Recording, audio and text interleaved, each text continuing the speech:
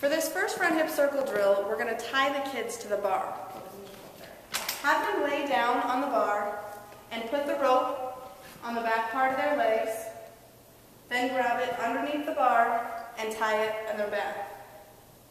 Don't tie it too tight, but it does need to be a little bit snug. Once they get in this position, go ahead and help them up and have them execute the front hip circle. This is going to help them hold themselves up on the bar so that they can push themselves back up. One thing about this drill you need to be careful is you need to make sure that you're close by to supervise so that you can help a kid that gets stuck. We don't want to leave any kids hanging upside down on the bar. And also just make sure that if the rope gets in the wrong position that they can fix that. This next drill is going to help the girls get into their front hip circle in the correct body position. We want to see them push up on the bar, lift their toes over their head, keep their arms straight, and then they're just going to fall forward onto the mat. You can see as Allison finishes the drill, her toes are up above her head, and she just turns her head to the side so that she doesn't smash her face into the mat. The next drill that we're going to show for a front hip circle is just going around the bar maintaining a straight body position and then landing with your feet directly underneath the bar. This will keep the kids in the right body position and get them started, and then they can just land underneath the bar. For kips on bars, most importantly, we want to make sure that we break the skill down into specific parts. Right here, Allison is just going to do a simple block drill off of the bar, making sure that she's in a tight, hollow position when she makes contact with the bar. Next, she's going to go ahead and jump and do a glide, catching the bar in a good hollow position, and making sure that the glide is powerful, has a good body position, and that she's extending at the end. Next step of the drill is that she's going to go ahead and glide and bring her toes to the bar. Doing all the things she's done before, she's going to pull her feet up to the bar as quickly as possible while her hips are on the opposite side of the bar. The next drill that we're going to show for kips is the drop kip. This is a great skill for helping kids keep their toes close to the bar. While it does require extra spotting on the coach's behalf, it's a great drill because it really helps the kids hold their toes close to the bar and get the correct body position.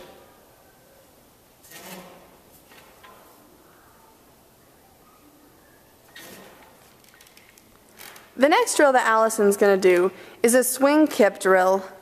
She's going to swing forward off of the bar and holding a tight body position and keeping her arms straight the entire time. This drill can also be done with a spotter by grabbing their legs in a straddle and pushing them up to the bar. It's much easier on the coach to use the kip swing drill instead of holding their legs, but it does help the gymnast hold a better body position if you're holding on to their legs. From here, you can move on to practicing the kip. Just make sure that you're identifying which step of the kip your gymnast is struggling with and focus on that specific drill. We're going to be combining the leaps and jumps for compulsory 4 and 5 all into one section for beam and floor. Here is one example of teaching your kids how to increase the amplitude of their split leap. Allison's going to leap over the mat. You can put more than one of these in a row. Make sure their arms are in opposition and that they're in a good body position as they go up. The first drill that Allison's going to show us is a split leap drill that's going to help her focus on getting her front leg up and landing under control. She's going to leap up onto the mat, arms in opposition, and hold her back leg up.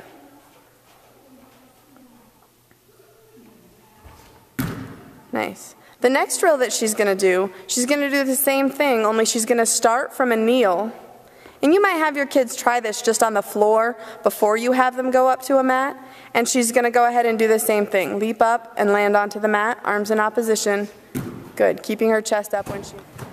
In this drill, Allison's going to have her back leg up on the mat and she's going to jump into a split leap position. This drill is going to help her use her legs to jump up while holding her back leg up and really pull her front leg up.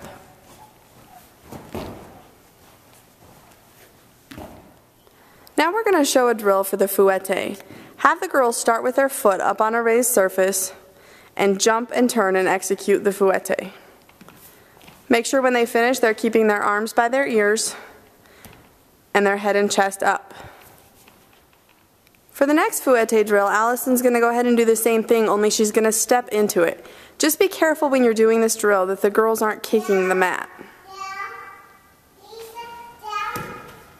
Nice. For the next drill, Allison's going to walk through the steps of doing a tour jeté. So she's going to step and kick forward, turn, switch her legs, and kick up.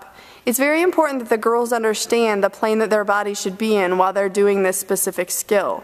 A lot of girls' feet start kicking to the side and going in lots of wrong positions. This drill right here will just make sure that they've got their legs in the right place. The next step of this drill is going to be to go ahead and execute a small tour jeté, making sure that the girls are staying in between the mats and not kicking the sides of it. Make sure that they kick that straight front leg up first, turn, and kick their other leg straight back, keeping their arms at their ears the entire time and landing in a lunge. Allison is going to demonstrate the compulsory 4 jumps on floor and beam. It's really important that your girls understand the body position that they need to be into when they're executing these jumps, and the trampoline is a great place for them to be able to do that. If they can't jump and do the correct body position on the trampoline, they're really going to struggle on the beam or the floor. There's the beam series. Good. And just want to make sure you're encouraging those girls to get to that landing position at the end of both of those jumps. And then she's going to do the floor series.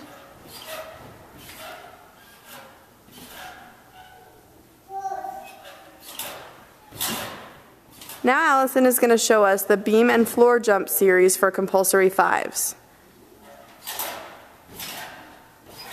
Wolf jump, tuck jump to the correct landing position, getting that straight leg to horizontal. On the floor jump series, their leg needs to be to horizontal on the wolf, and then the knees to horizontal on the tuck. Here Allison's going to demonstrate a drill for the wolf jump that's going to help the kids get their leg to horizontal. Put an object in front of them and have them do a wolf jump in front of the mirror and make sure they can see their foot over the object. You can raise and lower the object as you need to. This is a great drill because it allows the kids to see themselves and whether they're getting that leg high enough or not. Here Allison's just going to demonstrate the 2 leap passes in the floor routine for the compulsory 4s and 5s. Making sure they have their arms in opposition and that they're landing and finishing the pass. Make sure throughout the course of the season, as you're doing leaps with the girls, that you're working on improving their split and their height in the leap. Here Allison is going to demonstrate the compulsory 4 leap/jump series on beam. Start with a high kick, step leap, arms in opposition, straight jump, tuck jump, and get to your landing position. For the compulsory 5 leap series on beam, split leaps is sewn. Just like the 4, after you do that split leap, you need to bring that back leg in behind.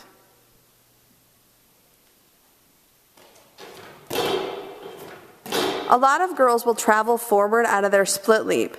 Make sure that they keep their head and chest up and you're telling them to make their leap go up and not travel forward so much. For the compulsory 5 jump series on beam, wolf jump, tuck jump, and all of the other leap and jump series that we've talked about today for beam, make sure that the girls are comfortable and able to do this in the correct position on the floor, on a line, on a low beam, on a fat beam, before you move them up to the high skinny beam. It's very important, even on jumps and leaps, that we follow proper progression in order to keep the kids safe and make sure that they're learning the skills correctly.